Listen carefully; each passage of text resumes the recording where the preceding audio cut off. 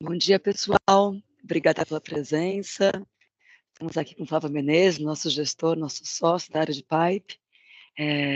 A nossa ideia aqui é a nossa webcast sobre o segundo TRI de 2023, atualização do nosso portfólio, nossas empresas. Estamos muito animados com o ano, é um ano muito bom. E a ideia é o Flávio contar, se daqui para frente, que a gente vê de positivo, o que a gente tem novidades para contar aqui, né, Flávio? Muito bem, exatamente. Obrigado, Marina. Obrigado a todos pela presença.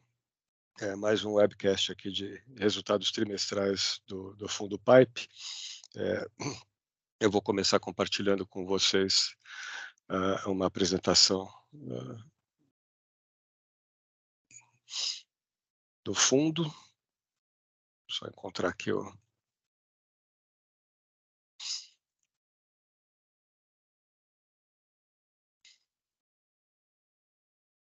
E vamos lá, vamos falar um pouquinho de portfólio, depois falar um pouquinho das empresas do portfólio. Poucas mudanças, a gente vem mantendo o mesmo portfólio praticamente desde que desinvestimos de Qualicorp no começo do ano. Então, acho que as mudanças relativas aqui do portfólio são principalmente pela performance relativa das ações. A gente continua com caixa um pouco acima do normal, perto de 18%. Já temos algumas boas ideias para deploy, né, para alocar esse caixa. Estamos em fase final de diligência, negociando algumas operações possíveis aqui, e acho que vão ter boas oportunidades. Mas a gente está muito confortável com o portfólio atual de investimentos core e vemos excelentes oportunidades. Acho que estamos num momento muito favorável, tanto para o mercado, nesse momento de inflexão de taxa de juros, como também para as companhias do portfólio, que acho que estão muito bem posicionadas no ambiente atual de negócios. Então, falar um pouquinho de como tem sido o ano e depois falar um pouco dos resultados das companhias e das perspectivas para o próximo, para o futuro previsível aqui. Em geral, bons resultados nas companhias, e com uma exceção só nesse semestre, que foi a CVC, mas eu vou entrar em detalhes especificamente sobre CVC, mas em geral as companhias conseguiram bons resultados fundamentais no seu negócio, vem crescendo, e as ações têm refletido ou começaram a refletir esses fundamentos positivos. Localiza tem tido um ano muito bom. O segundo trimestre foi um pouco mais complicado, atípico, para dizer a verdade, por causa da mudança de MP, da MP que mudou impostos, que deu um benefício temporário de impostos para veículos novos. Eu vou explicar um pouquinho os efeitos que isso teve. Um efeito temporário, mas que não muda em nada a nossa visão super positiva para o case ao longo dos próximos trimestres. Tenda vem numa tremenda recuperação, a gente já vem falando há alguns trimestres que o pior tinha passado e agora realmente as coisas começam a aparecer de forma mais intensa. Uma melhora significativa de resultados, EBITDA, geração de caixa, margem, e acho que a gente está no começo aqui de um processo de recuperação que ainda tem muito para entregar pela frente. Ultra, aparentemente, foi um semestre difícil, né, com queda de receita e queda de EBITDA, mas, na verdade, muito disso foi efeito de estoque na Ipiranga. Em preços em queda de combustíveis, você tem uma volatilidade de curto prazo relevante. Terceiro trimestre teve uma alta relevante no preço de combustível, provavelmente vai reverter, se vai ter um ganho de estoque. Aí a nossa questão fundamental e nossa visão fundamental é que a companhia está muito bem posicionada, tanto no negócio de distribuição de combustíveis, como no negócio de gás e armazenamento da Ultracargo. E eu vou entrar em detalhes também quando a gente falar da companhia. Alper, para variar, tem sido um reloginho, crescendo 40% ao ano, um forte crescimento também de EBITDA, e ainda mais forte no segundo trimestre. A gente tinha tido um primeiro trimestre um pouquinho mais difícil por causa do negócio de saúde, né, de benefícios de saúde, que teve um trimestre um pouco mais difícil, mas retomou muito fortemente no segundo tri, foi tri recorde em todos os aspectos, e a ação começa a reagir. Acho que é talvez a empresa mais barata do nosso portfólio versus o que ela está entregando. E por último, a CVC, como eu falei, foi um semestre difícil, mas mudanças muito relevantes na companhia que tem um efeito muito importante na nossa visão futura do negócio, e acho que as coisas começam a mudar no curto prazo. Em termos de performance e atribuição aqui, o fundo Master, o retorno bruto, né, das ações do portfólio esse ano, das ações e do caixa, foi de 29% até o dia 25.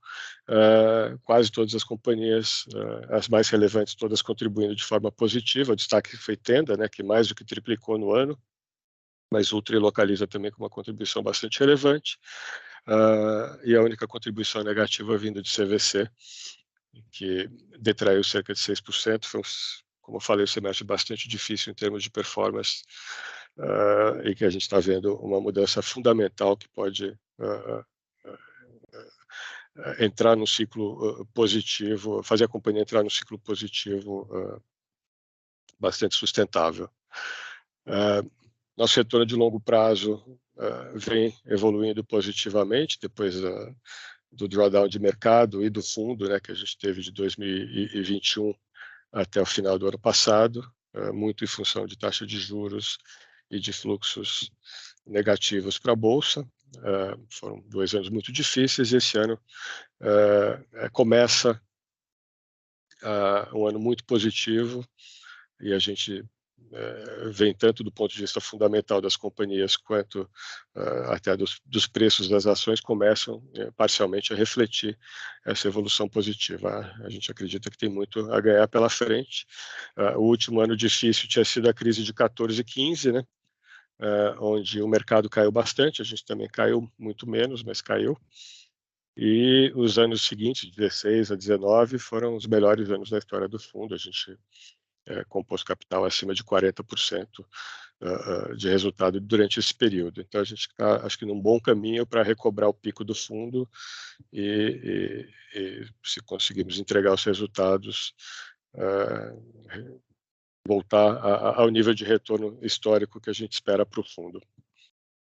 Entrando nas companhias agora, falando de Localiza, que é o nosso maior investimento, hoje é cerca de 30% do fundo. Como eu falei, foi um trimestre bastante atípico pelos efeitos da medida provisória que retirou parte dos impostos dos automóveis. Quando isso foi anunciado, meados de maio, o mercado parou. As companhias de aluguel não compravam carros porque não sabiam como ia ser o programa, então, obviamente, você suspende a compra de carros, provavelmente você vai ter uma oportunidade de comprar melhor, e tem um efeito, a queda de curto prazo nos preços tem um efeito contábil que é reconhecido como um impairment, no caso da Localiza, na frota, no valor da frota. É não caixa, ele se reverte ao longo do tempo, mas é uma obrigação contábil de você refletir o valor da frota a cada momento. Então, teve esse impairment não operacional no trimestre que não caixa, que prejudica o resultado no curto prazo. Isso para nós não tem efeito nenhum, na verdade, e acho que o positivo aqui foi que a companhia no final do trimestre conseguiu voltar a comprar carros de forma bastante descontada com esses incentivos, que já terminaram. Então, o mercado já começa a refletir preços melhores, esse impairment acreditamos que será em boa parte revertido, e a empresa volta a comprar carros e a crescer de forma sustentável como a gente espera para esse ano e ano que vem. A situação competitiva permanece muito favorável, as principais competidoras da companhia, Movida e Ouro Verde, continuam diminuindo suas frotas e focando em reduzir seu endividamento. Então, tem um campo aberto aqui para continuar crescendo e ocupando espaços. As margens foram bastante positivas, tanto no Rent-A-Car quanto nas frotas. A gente vem mantendo aí uma margem acima de 70% em frotas, que é excepcional, e perto de 65% em Rent-A-Car. a gente, mesmo num trimestre onde cresceu-se pouco, a companhia conseguiu manter uma margem bastante relevante, e a gente vê essa evolução sendo bastante positiva ao longo dos próximos trimestres, especialmente em 2024, quando a gente alinha esse crescimento e toda a utilização dessa frota ao processo de queda dos juros, que tende também a ter um efeito bastante positivo, tanto nos resultados finais, né, no bottom line da companhia, depois de despesa financeira, quanto no próprio valuation da companhia. Hoje ela negocia cerca de 16, 17 vezes o lucro projetado para 2024, quando o histórico da companhia é por volta de 24, 25 vezes, num nível de taxa de juro real perto do que está hoje, deveria estar negociando perto de 20 vezes o lucro. Então a gente vê uma dupla oportunidade, tripla na verdade, tanto de melhora de resultado pela queda de despesa financeira, quanto de um re-rating dos múltiplos da companhia, quanto da performance operacional, que deve continuar bastante robusta, tanto do ponto de vista de crescimento, quanto do ponto de vista de retorno sobre o capital. Continuamos muito otimistas e continua sendo a posição mais relevante do portfólio. A Tenda tem entregue consistentemente o seu turnaround. A gente vem falando aqui que o foco da companhia é melhorar a margem e melhorar fluxo de caixa, desalavancar o seu balanço e voltar a gerar lucro e crescer o seu resultado. Isso vem ocorrendo de forma consistente trimestre após trimestre. A geração de caixa já se tornou positiva no trimestre passado e expandiu ainda mais esse ano. Esse é um número que não dá para contestar, caixa é caixa, né? Com isso, a empresa vem desalavancando o seu balanço, bem abaixo dos covenants que foram negociados com os debenturistas no ano de 2021, quando ela fez a renegociação dos covenants das debentures. As margens vêm recobrando também. Primeiro e segundo tri mais ou menos estáveis. Boa parte dos projetos antigos com margem baixa já foram receitados, já passaram pelo resultado. A gente vai mostrar isso logo à frente. E o interessante aqui é que as margens de projetos recentes estão muito acima da margem contábil. Então, a tendência é que as margens continuem crescendo ao longo dos próximos trimestres e retornem para os patamares históricos que davam uma rentabilidade bastante robusta para a companhia.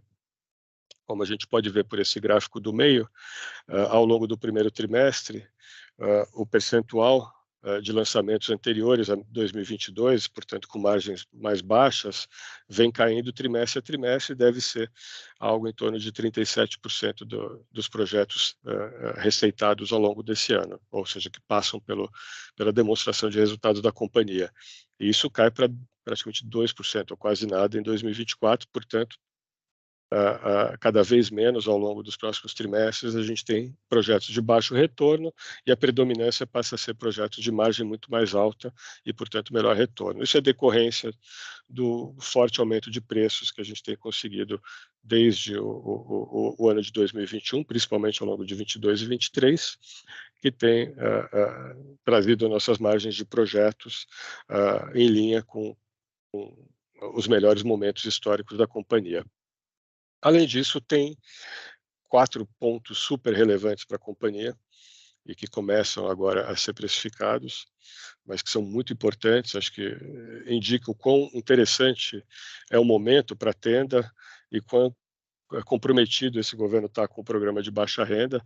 As mudanças que foram feitas no programa do Minha Casa Minha Vida têm efeitos muito relevantes na rentabilidade futura da companhia. São 4 pontos principais aqui, alguns parâmetros, mudanças de parâmetros que em subsídios e taxas de juros, queda de taxa de juros para algumas faixas, que tem um efeito bastante relevante nas margens da Tenda, algo em torno de 2 pontos percentuais de margem futura nos lançamentos da companhia.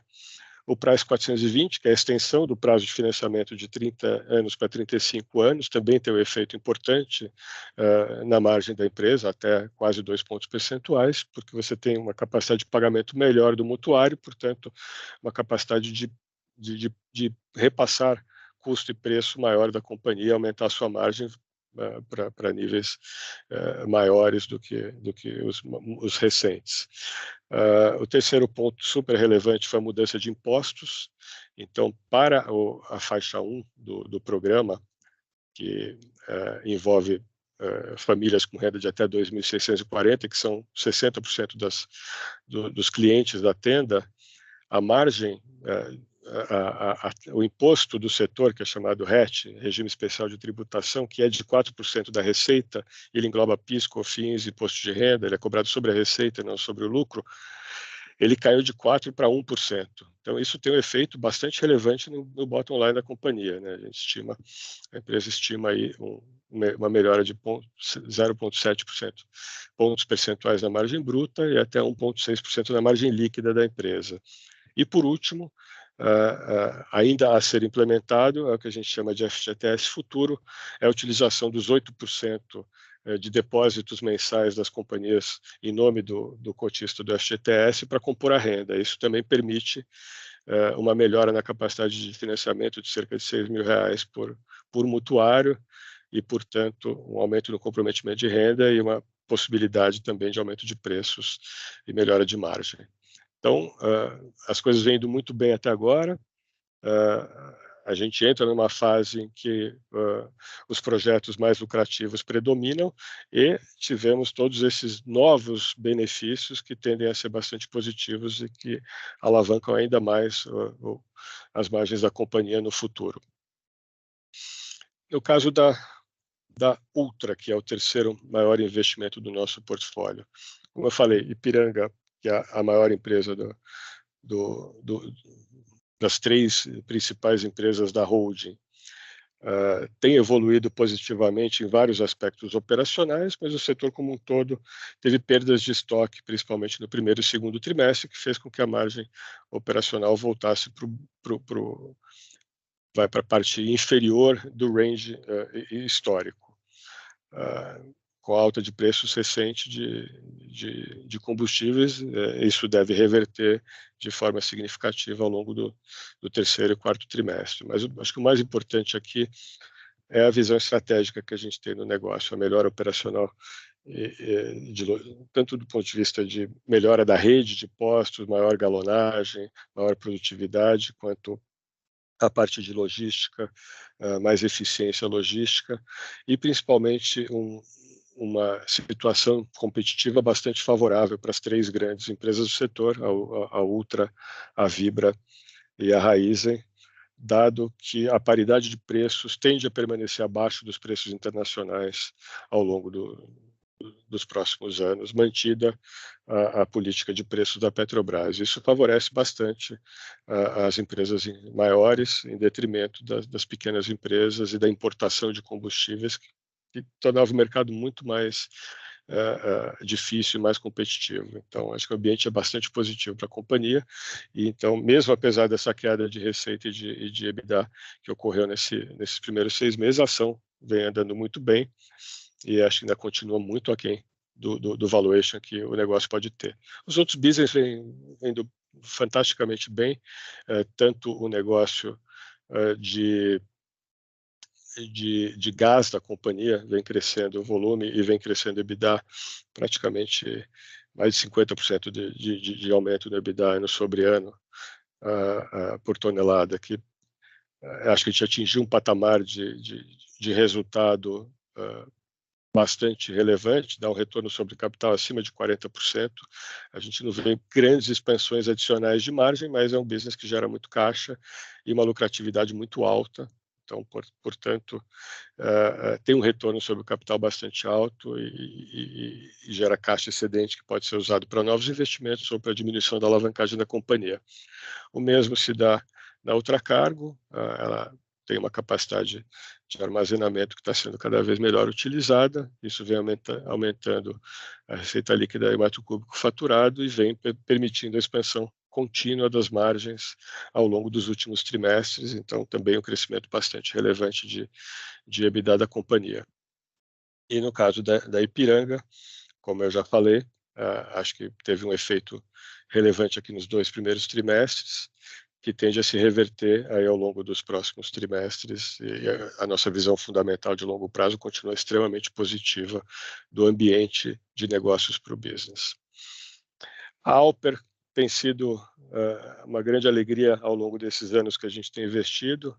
Couto, André, Guilherme, o time lá tem executado maravilhosamente bem tanto a nossa estratégia de crescimento orgânico, quanto a estratégia de crescimento inorgânico. Acho que os principais eventos aqui do segundo TRI foram, naturalmente, o recorde de margem, portanto, uma recuperação bastante forte do negócio de benefícios. Ele tinha caído ano sobre ano no primeiro trimestre, cresceu 55% no segundo TRI, bastante forte o resultado.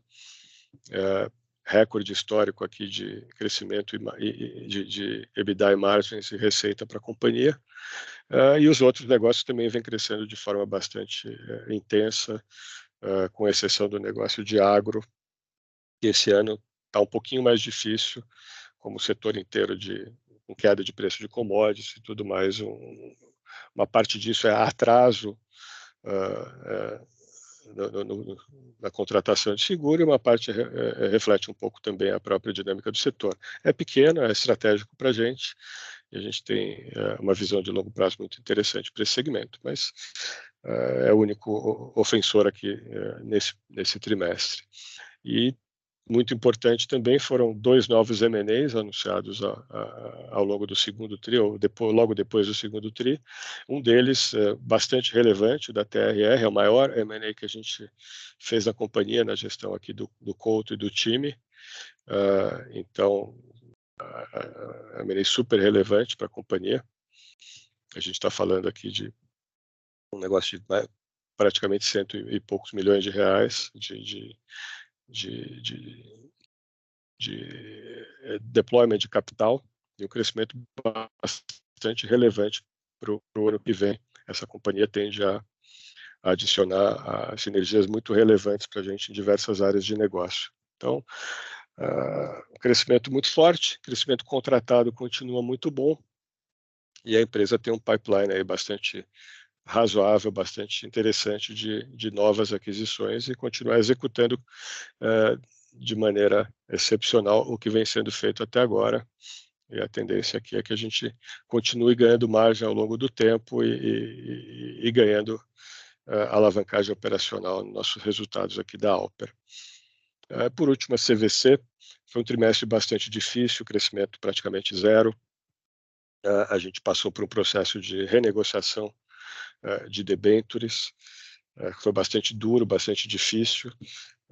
Houve um pagamento, por um lado foi muito importante, por estender o perfil da dívida da companhia, por outro lado teve uma saída de caixa de amortização relevante e a dificuldade da companhia em continuar crescendo, dada a escassez de capital de giro que isso apresentou.